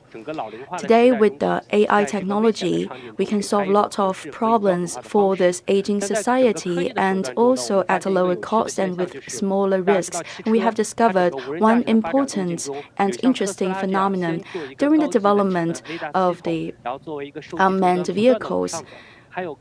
One pathway is like the Tesla, and another way is to have an integration of a system directly into the vehicle. However, it's quite different when with us to deal with the unmanned boats. Every day, we can collect the information with the SaaS on the boat that is unmanned. And the second priority of our work, we are doing the smart upgrading of our boats and also the environmentally friendly products of the boats. We can reduce the cost and make it smarter, and it's also stabilized. This whole unmanned navigation system can make our boats more green and also more friendly to the environment. We discovered since last year that boats have become more friendly to the environment, and we want to make it smarter compared to the previous generations of the boats. And we have also proposed the ADAS unmanned yachts. And with the AI technology and also the smart system, we would like to help to reach the SDGs and also the goal of the carbon neutrality. Hello everyone, my name is Song Hongkai. I'm the CEO of Carbon Base. I would like to continue a little bit with the topic raised by Mr. Zhu. We would like to help the big companies out with their achievement of the SDG and also the carbon neutrality. The first company we have worked with is a manufacturer of the boats. They have also made a speech at UN conferences. We have also proposed a lot of brilliant ideas. Because today we are talking about the certificates for the carbon neutrality and also for the green development. We also would like to set up this standard known as the certificate of an environmentally friendly boat and shipping. Carbon Base is specialized in the development of technologies to help those giant enterprises out. For example, the power companies, private or state-owned, and also the buildings. They're all our clients. One interesting topic for us is that carbon itself is closely connected with the SDGs.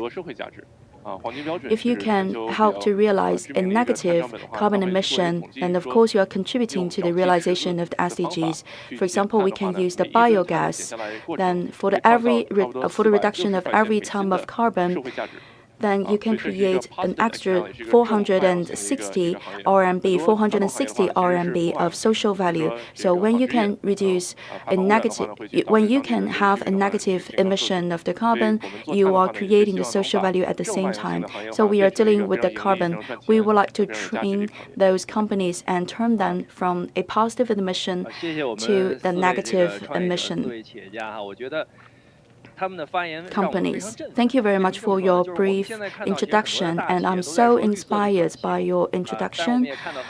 Today, a lot of companies are talking about the green transition. However, many of them are a little bit lost at the very beginning. And for you, starting by the starting line, you have already embedded this idea of environmental protection and SDG into your philosophy of development.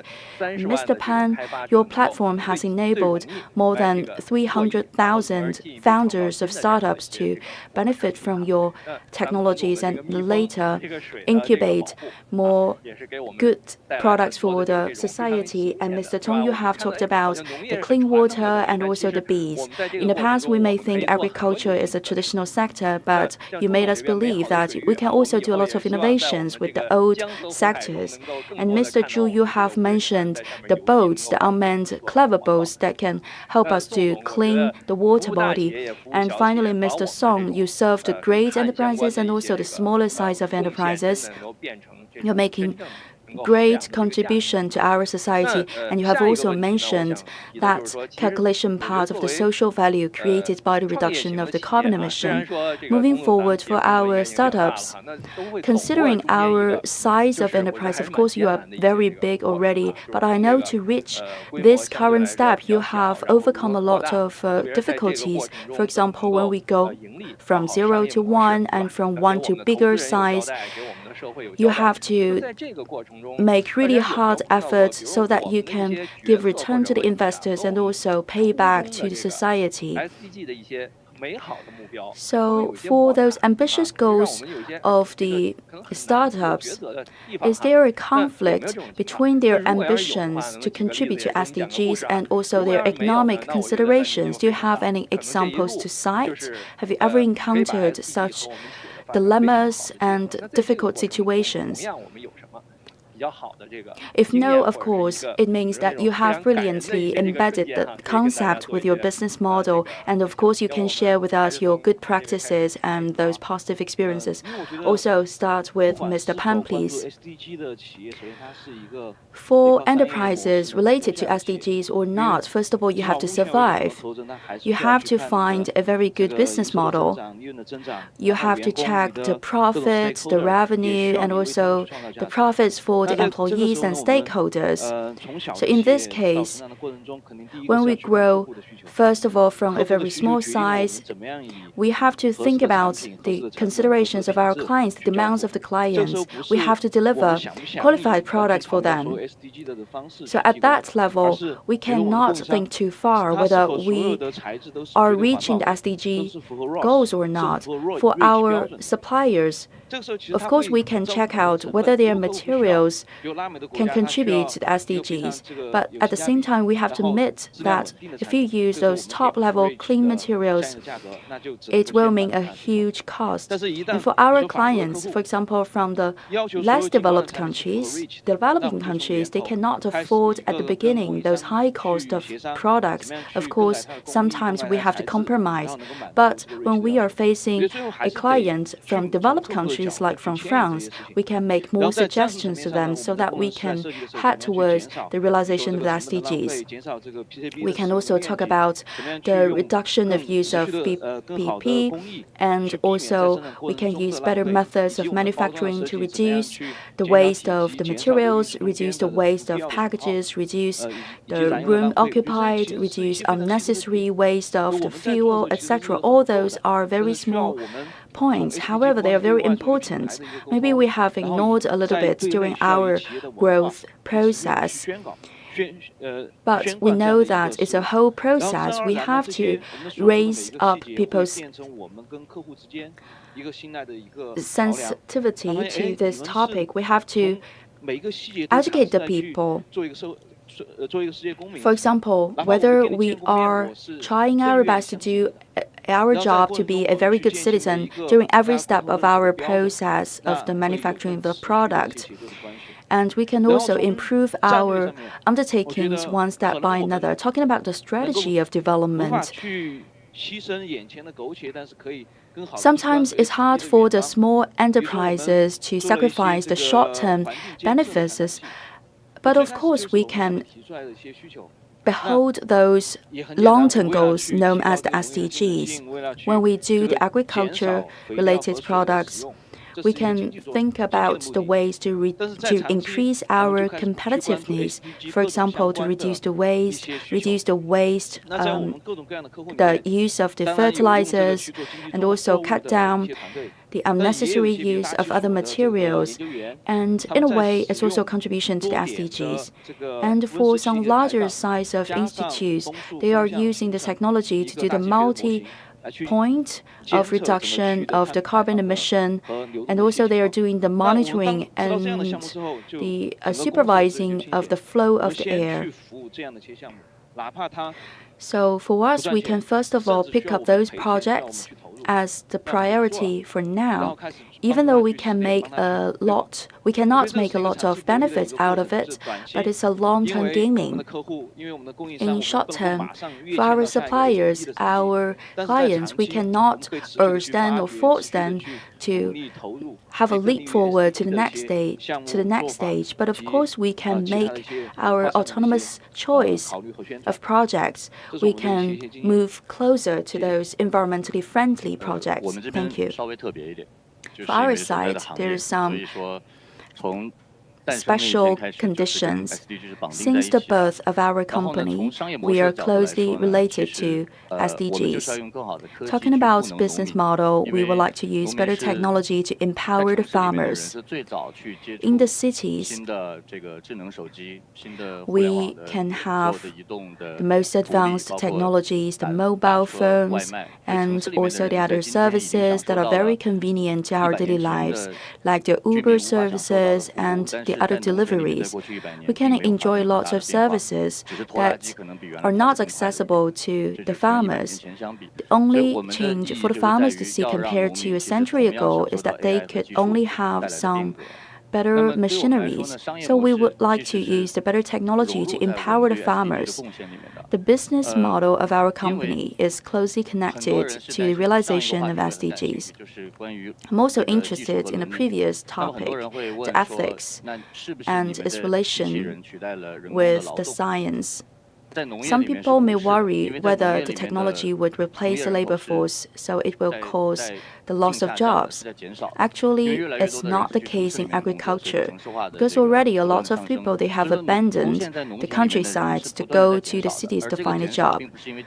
So people, they become fewer and fewer in the farmland. It's not a result of the application of technologies. It's due to their aspiration for a better life in the cities. As is mentioned by Elon Musk during the meeting this year, robots are there to replace labor force to accomplish those repetitive work. Robots can be a very good employee of ours. So every time when we develop a brilliant technology, the goal is to help human beings. When we are using the drones to do the spraying, they have to do the U-turn in mid-air. They are doing the S-shape trajectory. If the technology is not good, then during the turning of the drone, there would be continuous spraying of the chemicals. In that case, the chemicals would be sprayed in an excessive way to the side of the farmland. But we want to maximize the use of the chemicals. We would like to maximize the efficiency of the use of the chemicals, so that every year we can apply a more targeted spraying of the chemicals, reduce the cost of the farmers, and produce more with the same unit of the land. In the end, this is our contribution to the SDG. In Japan, they have already elaborated the law. If the company has ever allowed one single unnecessary drop of chemical to fall down in the farmland, then this company would be phased out. So for us, we also have to follow this path. It's quite lucky for us to be able to stand together with farmers to work in agriculture sector. Every day, we are helping those farmers to stick to their ambitious career. And it's also our luck to have this opportunity to empower the farmers with the most advanced technologies so that we can rejuvenate the most traditional sector. I'm so touched by one point made by Mr. Tong. For the robots, we would like to synchronize the application of robots with the stages of development of the society. It's not our ambition to replace the jobs of people by the robots. For example, on the water service, it's quite risky for the humankind to work there, so the robots can help us out. And our moderator, Mr. Xie, you have mentioned about the opportunities and also the challenges for the startups. I think that each time you have to make a compromise, and also you have to accept the trade-offs. For every stage of development, the startups, they have to think about one problem: how to calculate your contribution to SDG. Whether we can embed the SDGs into all the sectors of activities, how can we better harmonize the relationship between the economic value and also the social values? So this is a common challenge for all of us, and we are not alone. For Orca, in the very beginning, we have multiple choices. We can do the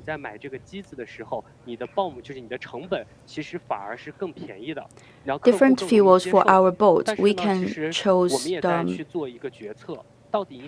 traditional fuels. We can also use the more cleaner fuels. By then, we have decided to do the electric version. Of course, at the very beginning, it would be more costly than the products from our competitors, but we are so determined to keep it clean. And for our boat product to cut the seaweed and the water seed, for example, sometimes there are the algae and also the grass growing in the rivers, and when the sunshine cannot reach the bottom of the river, there would be a mad reproduction of those seaweeds and also the algae, and every year there are hundreds of precious lives lost due to the cleaning of the water bodies. I think that there is a very important meaning behind our work, and there's also a contribution to SDG. Everyone has its own part to accomplish, and for our startups, you have to provide a competitive product and also accessible in terms of the price. At the same time, you can also take care of the SDGs. If you have the luck and in the right moments, you can receive a bunch of preferential policies. That is just our case. For example, since last year, the country has proposed preferential policies to support the clever boats and also the clean boats, environmentally friendly boats. And looking back to the decisions we made 3 years ago, we made the right ones. So this is also our opportunity. I believe that you have to combine the challenges with the opportunities. You have to stick to your ambition and also your dreams in the short term, and in the long term, absolutely your ambition would correspond to the SDGs and other ambitious goals and shared values for mankind. Of course, you can also draft your 1-year plan, a 3-year plan, and 5-year plan, and you can try to find the link between those plans of development with the SDGs. And for my company, compared to the 3 previous companies, we are a rather young company. We are a company themed around the carbon. Because we are established last year, and we know last year there was the outbreak of COVID-19. And then in this time of COVID-19, many people are persuading me to give up our efforts because it's so risky. Of course, in the first year, I have sacrificed so much. I contributed all my savings into the startup. We didn't make any money, and even we have to pour more money into it. And later on, luckily, there's the very important national policy coming out. And we have also pledged to reach the goal of carbon neutrality. So how can we combine the economic value and also the social value? The three previous panelists have also touched upon that. Today, we have also shifted the attention of human being. Carbon would be a starting point, and later on there would be the SDG and other 17 goals of SDGs, and also there is the biodiversity. All those are intangible values.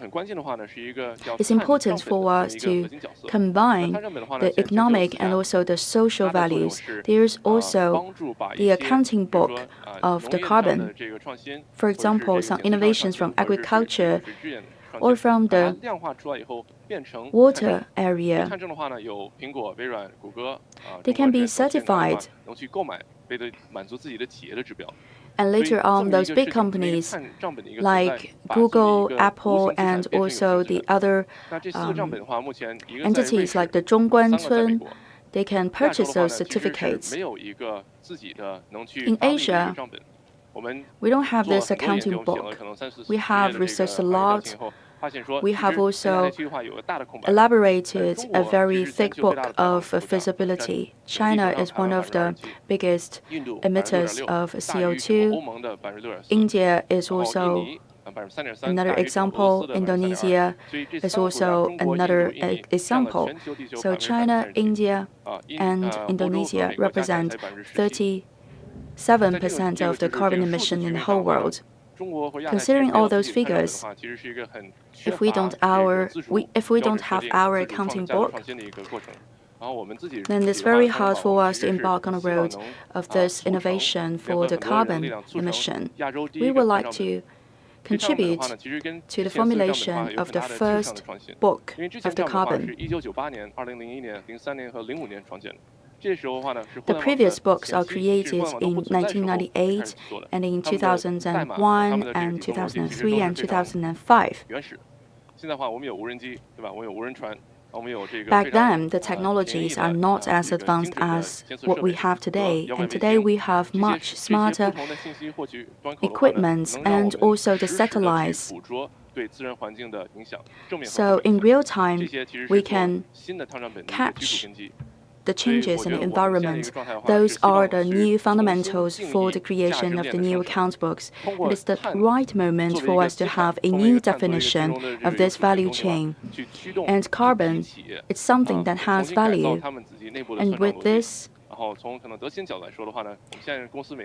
checking point, we can collaborate with more partners and start with a lot more activities. I know that Deloitte, you have a lot of parameters like the cash flow, etc. And for the account book, for the carbon side, we also have to select a lot of elements and parameters to do the calculation and to do the evaluation. I agree with all of you. When we start something new, of course, sometimes we have limited vision, but SDGs can constitute a very important tool for us to look towards a further future. So maybe in the beginning we don't understand why we have to follow a certain direction, but we know deep in our hearts that we have to follow that direction. So SDG is that example. For the startups and also for a lot of new enterprises, they're not very clear about the future direction of application of their products, whether they will be purely favorable to the human beings or not. The only thing they are sure is that they can generate a lot of benefits.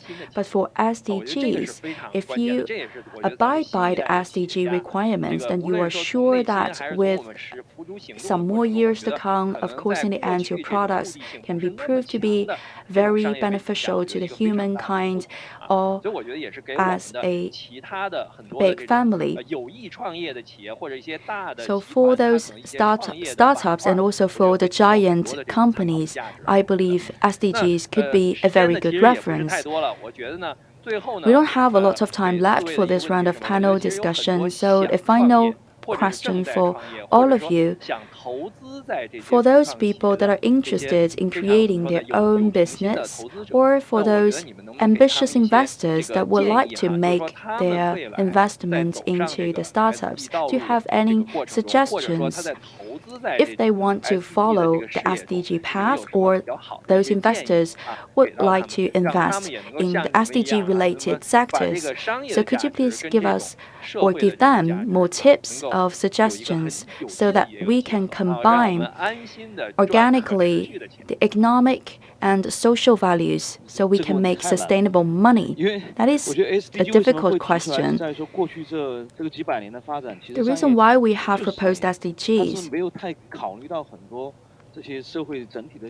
today with the circle of startup is that we have ignored totally environmental protection during so many centuries of business development. And today for SDGs related startups, in the very beginning, we have a very pure vision. We have a lot of prototypes proposed by the startups. However, sometimes the feasibility is a problem, and in that case, it's hard to attract the investors. And today, for our investors, they have also been educated better to know that they have to shift their investments into those areas that are more closely connected to the SDGs. Today, it's important to change the culture. How can you combine the value on the economic plan and on the social plan? It's not enough for us to develop something that is profitable. It's not enough for you to win the competition and create value. Of course, at the same time, you have to think about the sustainability of the environment and also sustainability of your business. The most difficult and challenging thing is to change the culture and change the mindset. I believe it's important to show more tolerance and patience, and it takes time, of course. And the establishment of the culture within the enterprise and this culture among the partners is very important. Some personal views for you. I believe SDGs are kind of belief. For the tech companies, all of you, you are believers of science and technology. For those who work for tech companies, you all believe that with science and technologies you can change the world, otherwise you will not come to this place. And we also would like to make sure that with science and technologies we can bring good deeds to the people. So how you can make sure that the money you made from your products is clean, also in an economical and environmental sense. If it is not sustainable, then of course you cannot expect the longevity of your company. I myself am majored in the science of politics. Considering my background of academic researches and also my earlier days of work in government, I studied a lot about the SDGs. Today we have talked about environmental protection, the SDGs, and also the technologies, etc. And carbon is so closely connected with our daily life. This year we have proposed 2 targets related to carbon. And apart from this goal of carbon in the SDG, there are also other topics, for example, clean drinking water, decent job, and put an end to the famine, and also the gender equality. SDGs, they are the basic dreams of the humankind. If your business model is not in correspondence with SDGs, then of course we can say that your business model cannot be sustainable. And for our company, when we do the drones, we would like to develop this unmanned machinery and also the remote control. we can push some buttons and immediately we can control the direction and also the speed and also the size of the particles of this chemical we apply on the farmland. We believe that for the drones, they should be self-driven. They should be self-controlled.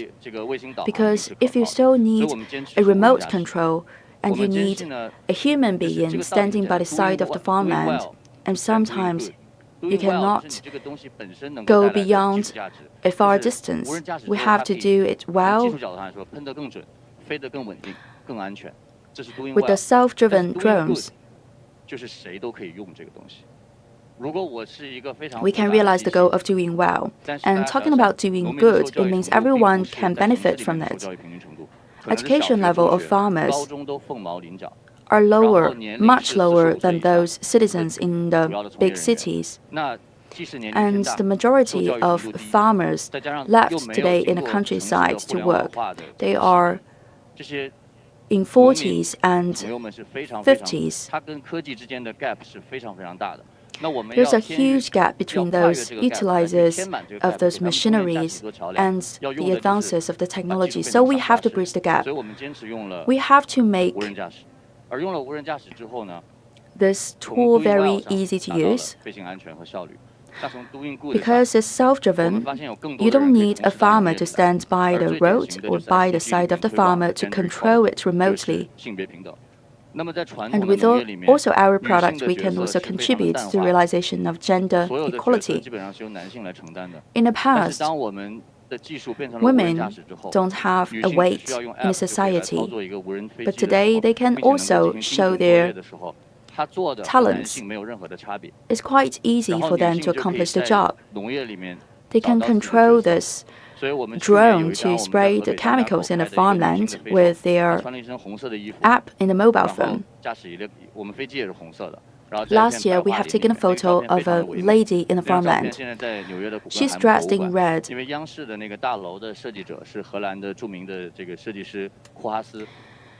And this photo is so beautiful and is collected by the Museum of Guggenheim. And last year, the famous designer, the architect that has designed the main building of the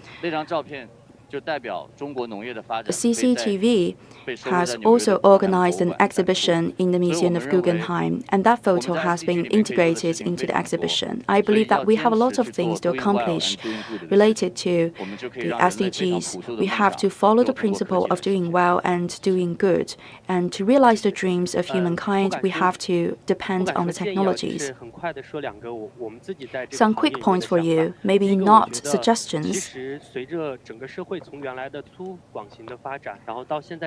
In the past, we have more extensive development mode.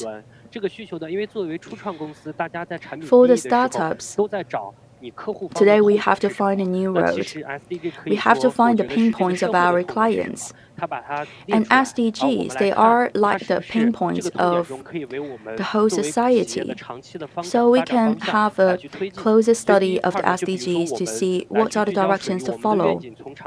For our companies, we start with the work on the water surface. In the future, we would like to make the water-bound work smarter and cleaner and also safer. So for the next stage to come, for our investors, they can also consider whether this area can help to solve a certain kind of social problems and headaches.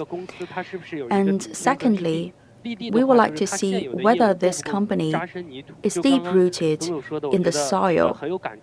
As is mentioned by Mr. Tong, I agree with him. For us who are doing this water-bound robots, we ask ourselves whether we can produce a certain robot that can be manipulated easily by a man or by a woman, by a person with not such a high level of education that is easily used. So it can help us to tackle this existence problem. and survival problem. And in the future, we also have to keep in mind this long-term goals. When we look at the development for the next 5 years and 10 years to come, we know the SDGs can be a very good guideline for us. For the short-term goals, we can discover the economic values, and for SDGs, if we combine it with our business, and finally we can realize the synergy among the social, economical, and also the ecological values.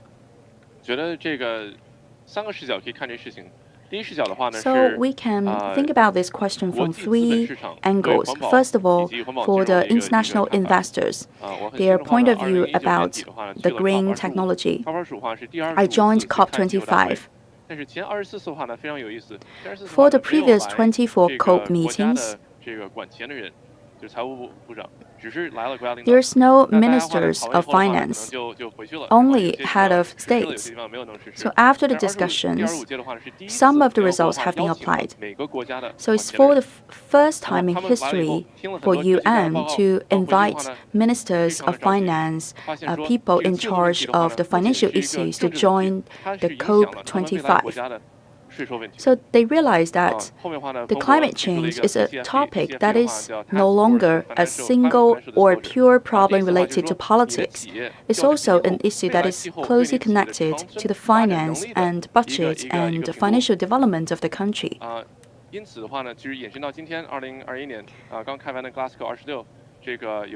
And we have just closed the COP26 in Glasgow. The climate finance ambassador of UN has mentioned alliance.